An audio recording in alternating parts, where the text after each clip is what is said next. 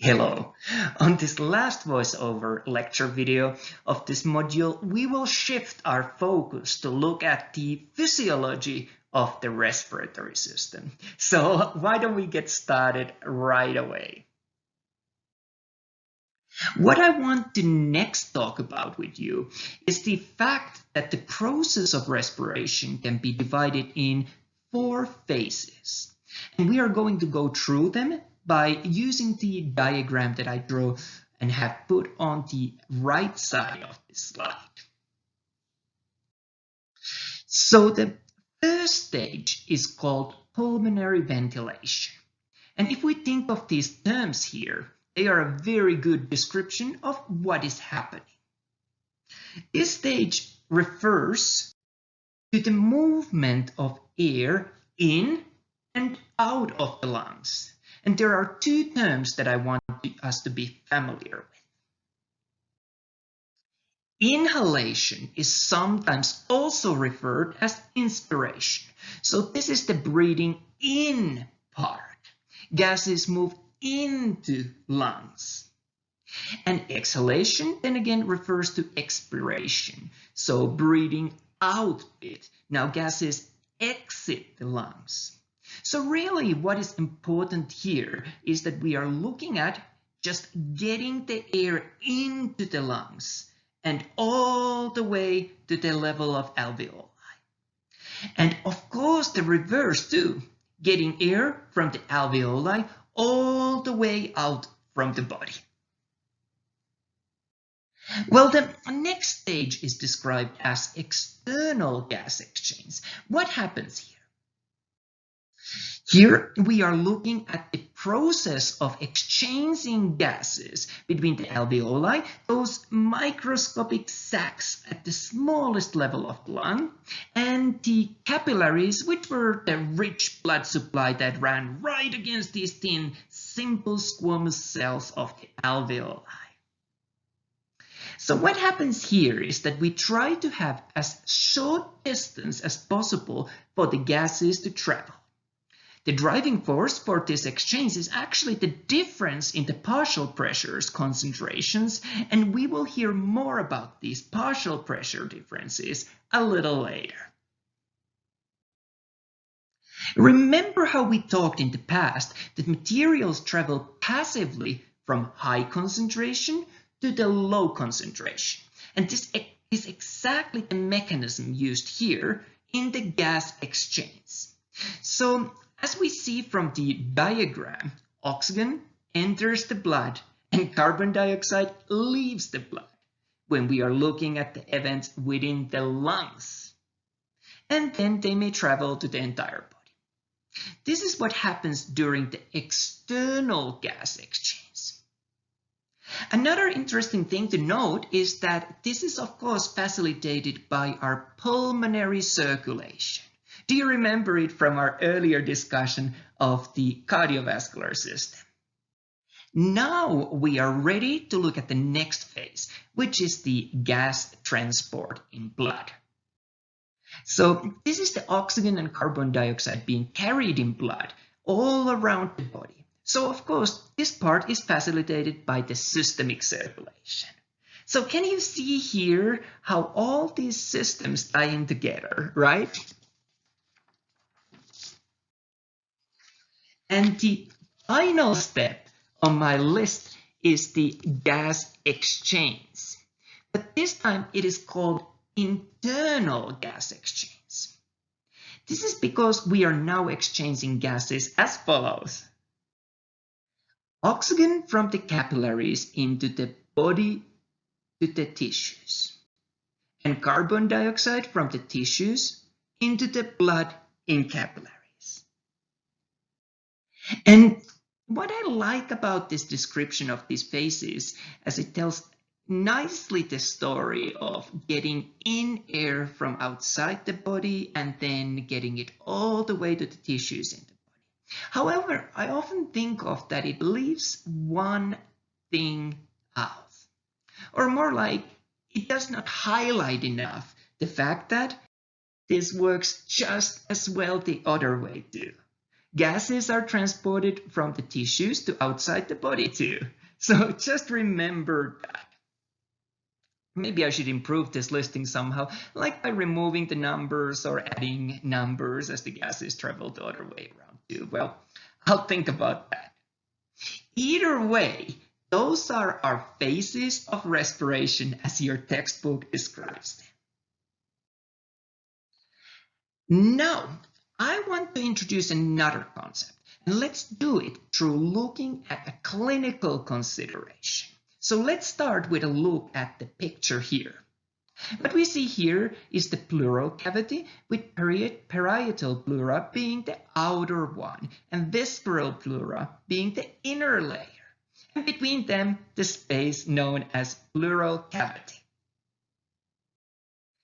And an important thing to note here is that there is actually a negative pressure in the pleural cavity, and this negative pressure keeps the lungs within this space of the thorax expanded.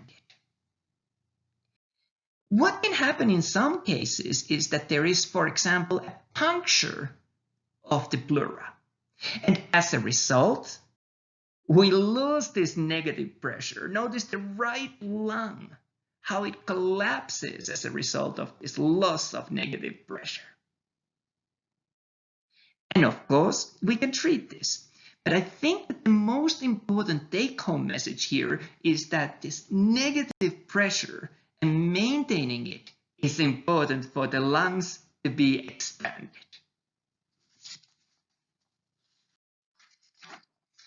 Now, I want to talk about what really happens in a muscle level in breathing in and breathing out. Let's have a look at that.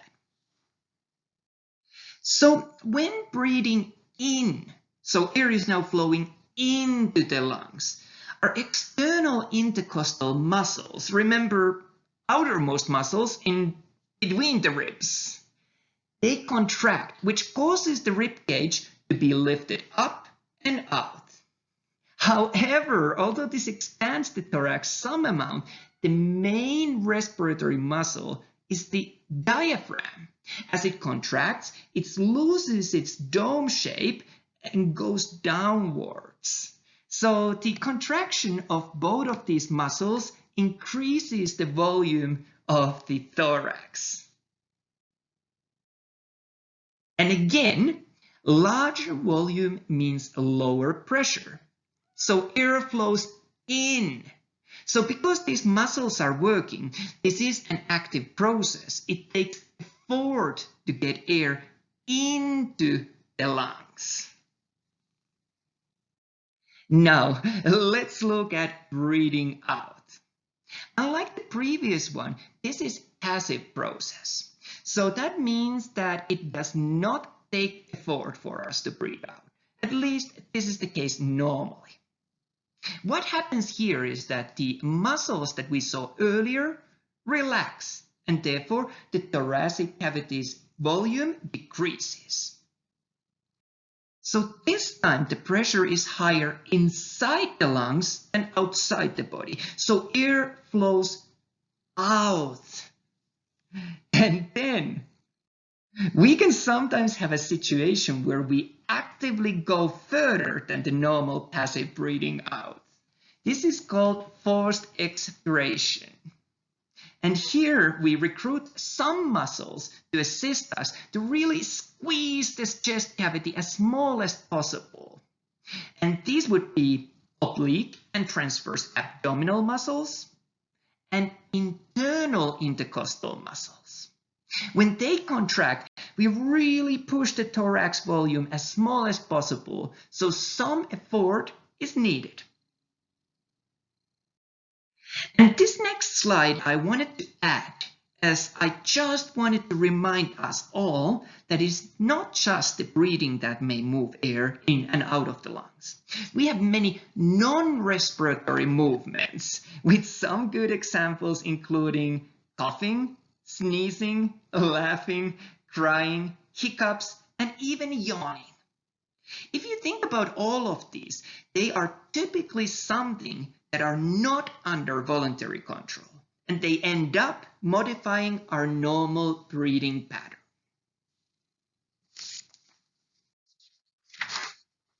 There are a couple of terms or concepts that I also want to include, as we are not going to go through the next section in as great of a detail.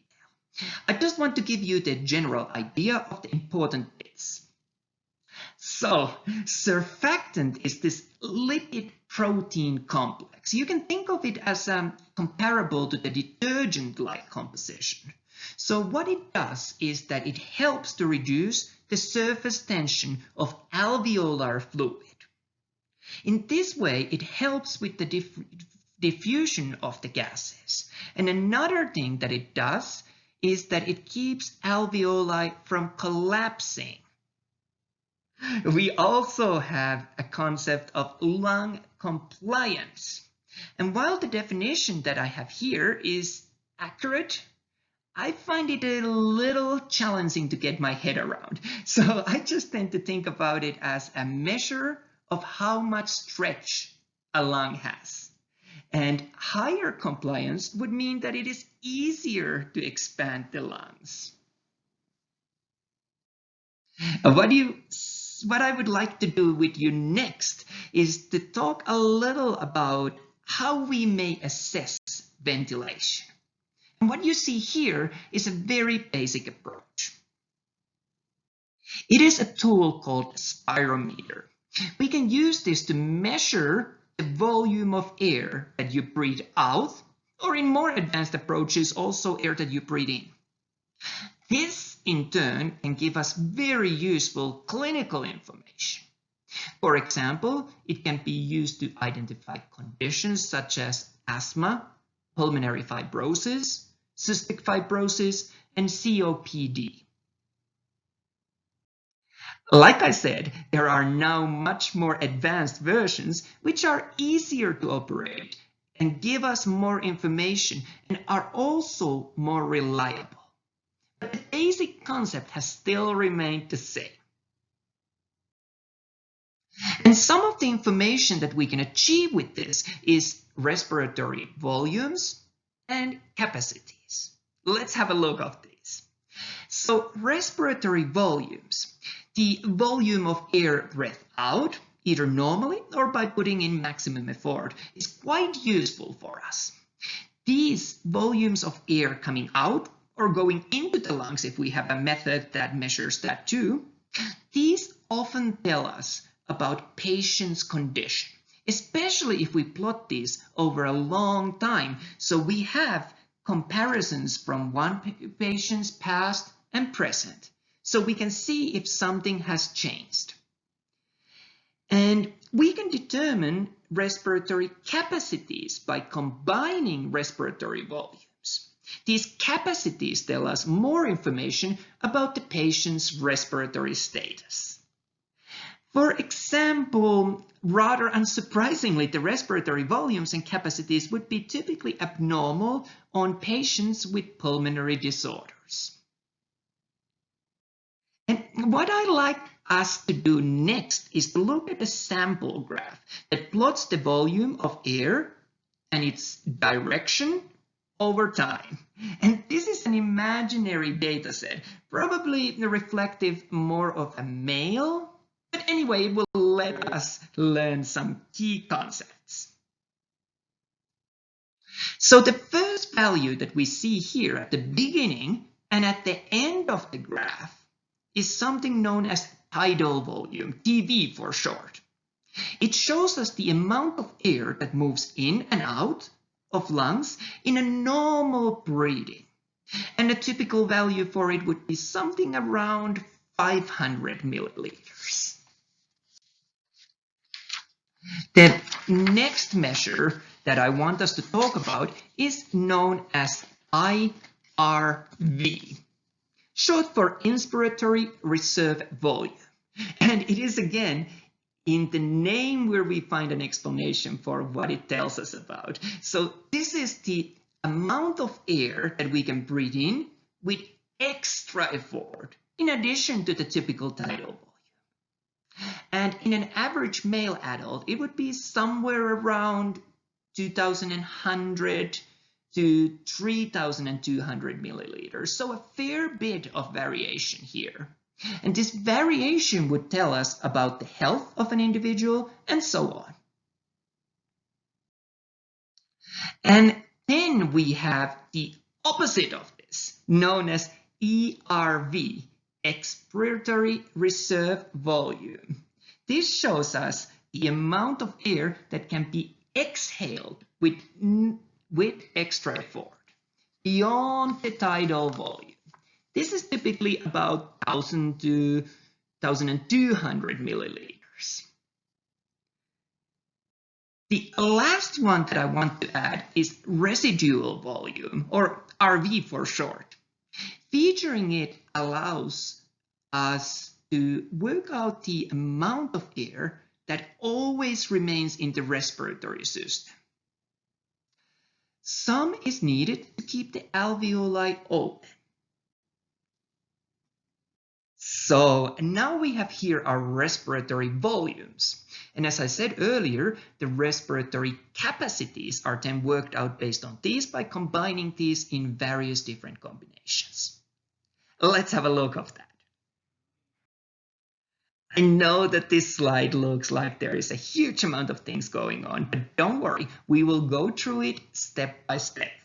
So the big message to get out of this is that to work out lung capacities, we typically add 2 or more lung volumes. So capacities are a sum of specific volumes. And let's work through these. Let's start with inspiratory capacity. This is often abbreviated as IC. So this is a measure of all the air that we can get in. So both the tidal volume and the IRV. The next one is FRC. This stands for functional residual capacity. This in turn is the sum of the residual volume. Remember, this was the air that does not leave the lungs. And ERV, the maximal amount of air that we can blow out. Those make sense, right? Let's carry on. We will now look at the vital capacity, VC. This tells us the maximal amount of air that can be breathed both in and out. So it is a sum of tidal volume, the normal breathing, and the maximal in and out breathing, so IRV and ERV. This is as much as your lungs can possibly get air moving. The last one for us to have a look of is the concept of a total lung capacity. This is sometimes known as TLC, and no, it's not the band. We get the total lung capacity when we add all of these elements together. So IRV plus TV plus ERV plus RV. So we include also the volume of air that does not leave the lungs. So there you have it. You are now an expert of lung volumes and capacities. There is another concept that relates to what we have discussed here, and that relates to the term dead space. Let's have a look at that. There are 2 kinds of dead space as it relates to the respiratory system. The first one is anatomical dead space. This does not really contribute to the gas exchange. Instead, it consists of the air that remains in the passageways. This is typically around 150 milliliters of the 500 milliliters of the tidal volume. And the second one, alveolar dead space, refers to the space that is occupied by, for example, collapsed or obstructed alveoli. So alveoli that is non-functional. And now that we know these 2 concepts, let's combine them. The total dead space of the lungs refers to the sum of anatomical and alveolar dead space. Next, bigger physiological concept that I would like us to discuss relates to the gas exchange. And you might remember that this can take place in two different sites. Remember this diagram? Great. So we had two phases of respiration where the gas exchange took place. Firstly, between the alveoli of the lungs, remember these were the tiny sacs at the end, and the capillaries surrounding them, so the tiniest blood vessels. So we want to pick up oxygen to the blood and give away carbon dioxide to the lungs so that this CO2 can be then breathed away from the body. So this would be within the pulmonary circulation. And then, of course, at the level of the tissues during systemic circulation. So we want the blood to give oxygen to the tissues in the body, and we want the blood to pick up carbon dioxide away from these tissues. And the blood was the transport media to enable this to happen. While we know that gases are exchanged at these two sites, I think that the real big question here is for us to understand that what really happens that causes this exchange of gases. And this all relates to the concept of partial pressures. You may have seen this explained as a measure of milligrams of mercury. And to be completely honest with you, to fully understand the concept behind partial pressures would take us some time to review. But what we will do instead is to acknowledge that there are a few important laws from chemistry and physics that hold an answer to this. And instead, we will just accept that there are partial pressures and move on to consider how they drive the gas exchange.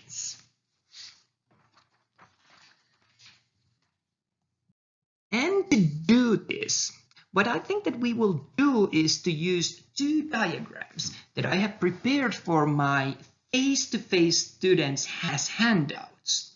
And I think that there is no reason why they would not be useful for you as well. So on this first diagram, what we are seeing is a capillary of blood vessel passing by an alveoli of the lungs. And I have included partial pressure values for both oxygen and carbon dioxide in the number of spots of this process.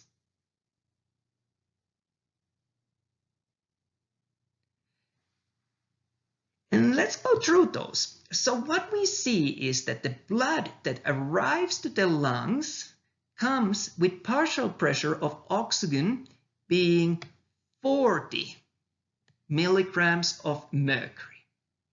And we also see that the partial pressure of oxygen in air around us, and therefore in our lungs, is 100 milligrams of mercury. And this is the time when we refer to the very basics that we learned in our Bio 181 or Bio 156. You remember that the diffusion always happened from the high concentration to the low concentration. So the same is true from the high partial pressure to low partial pressure. And what we see is that there is a greater partial pressure of oxygen in the lungs than in the blood. So oxygen will move here from the alveoli to the blood until the concentrations are equal. And as a consequence, the blood leaving the lungs has an oxygen partial pressure of 100 milligrams of mercury. So oxygen has been taken into the blood. And now let's note that the same is true for the carbon dioxide, but in a reverse manner. There is 45 milliliters of mercury of carbon dioxide in the blood, whereas there is only 40 milligrams of mercury of carbon dioxide in the air around us. So at the level of lungs, carbon dioxide moves from the blood to the alveoli. Remember, from high to low. And this is until these are equal. So as a result, the blood leaving the lungs has the carbon dioxide concentration of only 40 milligrams of mercury. Now, let's look at the same at the tissue level on a systemic circulation. So the blood arriving from the lungs has oxygen concentration of 100 milligrams of mercury, while the oxygen concentration in the tissues, or in this example interstitial fluid, is only 40 milligrams of mercury. So again, from the high to low until equal. So oxygen moves from the blood to the tissues.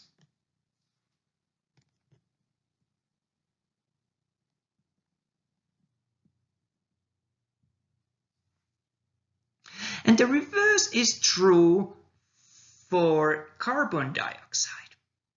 Concentration in blood arriving from the pulmonary circulation for the carbon dioxide is 40 milligrams of mercury, while it in tissues is 45 milligrams of mercury. Therefore, carbon dioxide moves from the tissues to the blood at the systemic circulation. I hope that this has helped to explain the direction of how gases move in these two sides of gas exchange. Next, we should have a look at the respiratory gas transport in blood. So our question will be, how are these gases transported in the blood? And let's have a look at the transport of oxygen first.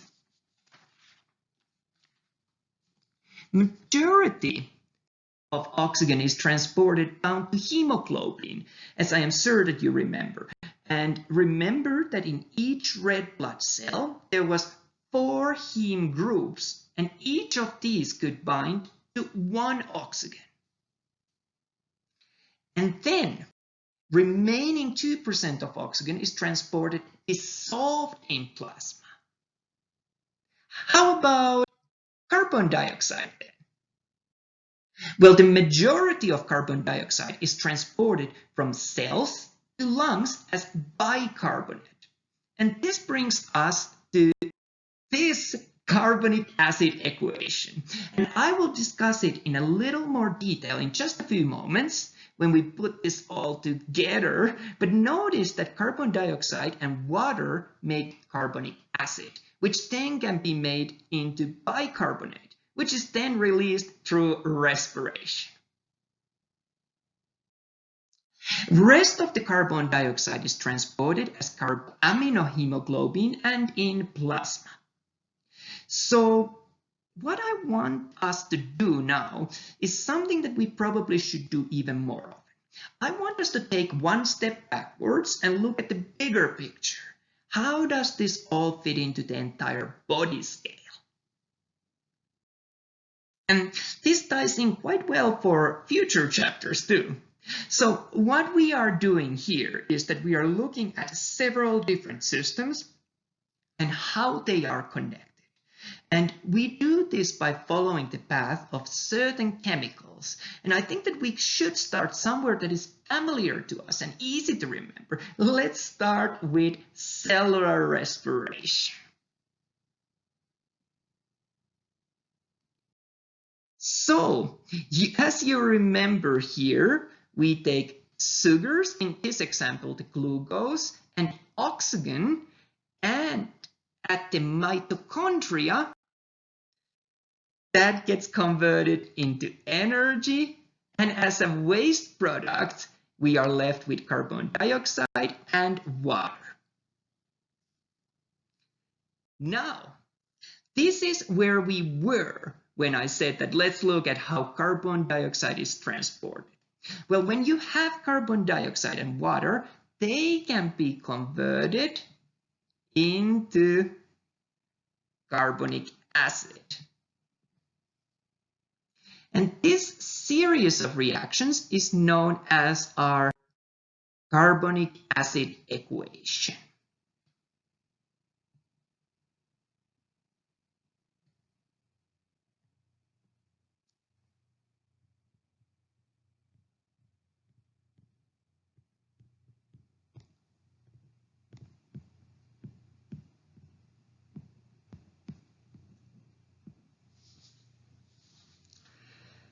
So the carbonic acid in turn can be converted into bicarbonate and hydrogen. And you remember that I said that this is as bicarbonate that most of the carbon dioxide was transported in blood. As you see here, this bicarbonate then is transported to the lungs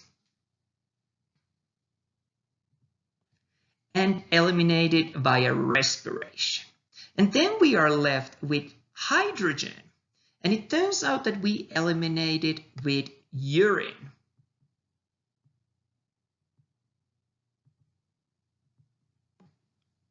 So see how nicely we are able to tie in several systems that we have looked at and will look at and connect all of these with this series of reactions. One could say, I guess, that this is all that your body does.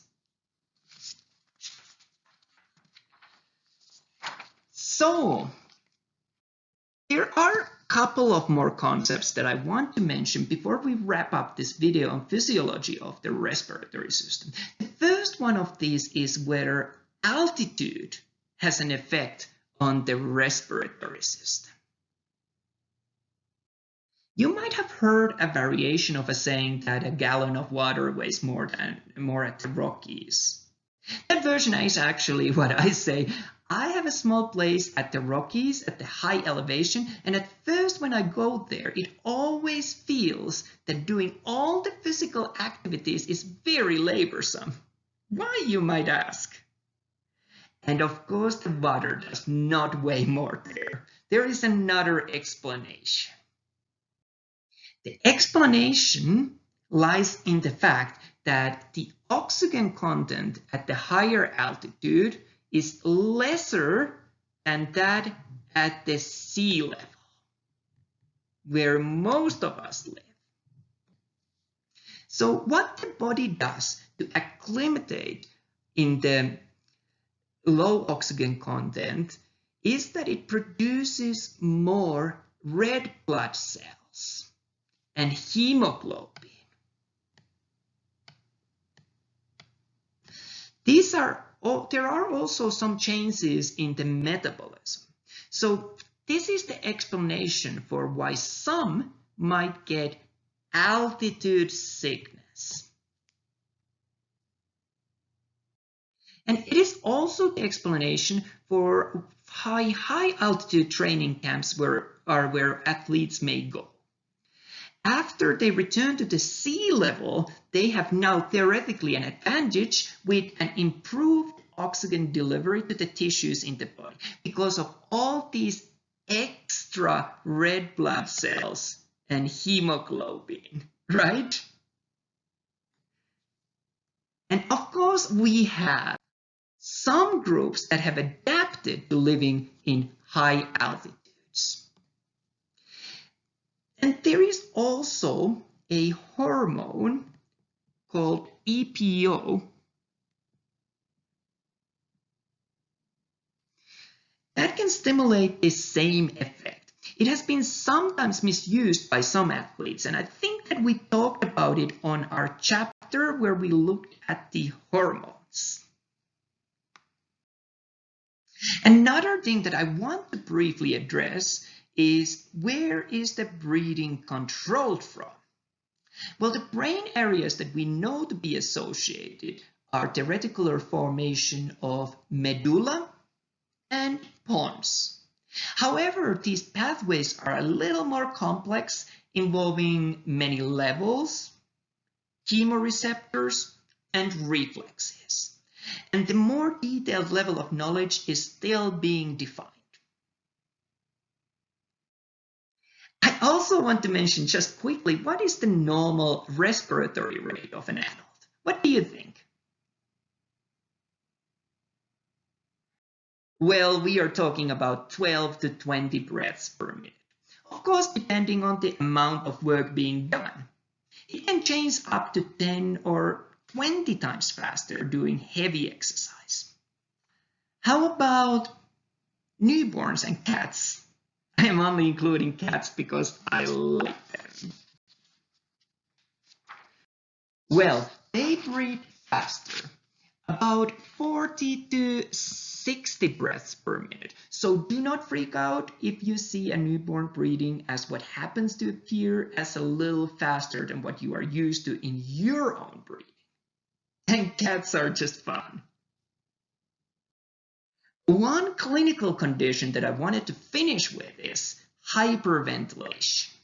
This results when the depth and rate of breathing increases so high that the body's need to remove carbon dioxide is exceeded. So in other words, we are getting rid of too much carbon dioxide.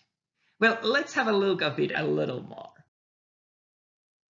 One common cause would be anxiety attacks. So as we noted earlier, the carbon dioxide levels drop now too low.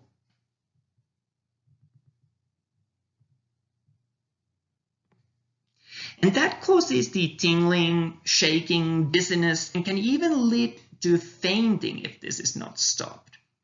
One of the older approaches to treating this is to make sure that the patient breathes into a paper bag, as it captures the carbon dioxide, and this way the patient will breathe some of it back.